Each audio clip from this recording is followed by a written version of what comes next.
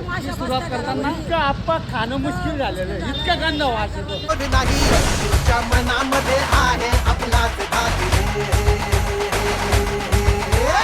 आपण तरी कुणी बाळासाहेबांची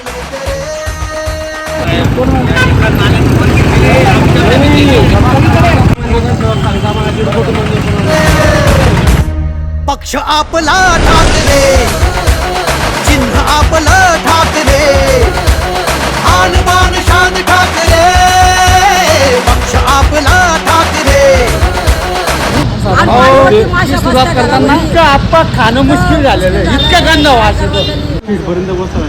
बघा नानासाहेबच्या पुलापर्यंत ना आपण काढत गेलो ना सगळा माल असा पुढे पुढे येत राहतो.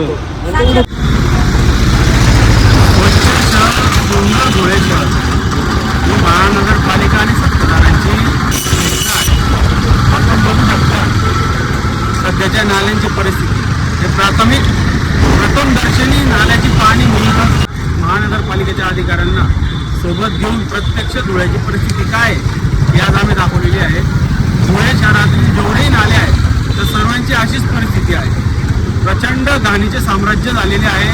पाणी म्हणजे नाल्यावर पूर्ण घाण आहे. याच्यामुळे धुळेकर नागरिकांच्या आरोग्याला धोका निर्माण होतो.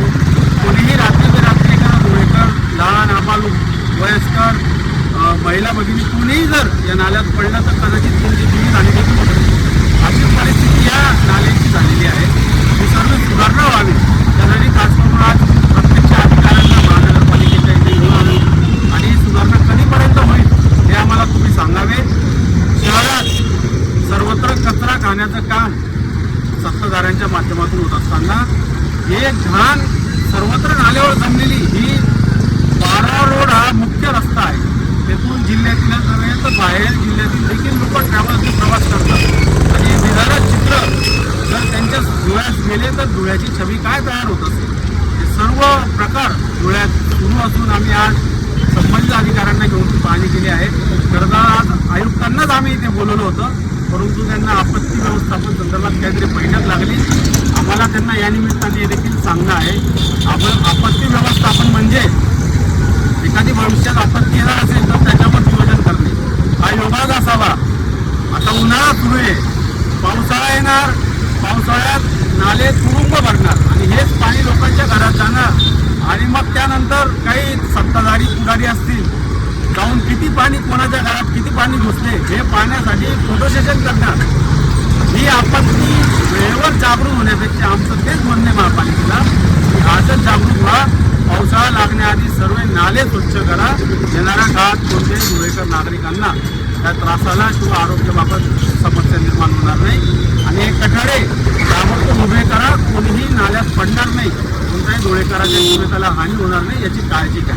अशा पद्धतीचा आज आम्ही अधिकाऱ्यांना मागणी केली आहे. ते आता आपल्याला आश्वासन देतील त्या तारखेपर्यंत आपण त्यांना मुदत देणार आहोत. त्यानंतर मग शिवसेना स्टाईलने किंवा सर्वांना माहिती आहे, अधिकारी वर्गालाही माहिती शिवसेना स्टाईल कशी आहे तो बोलताय.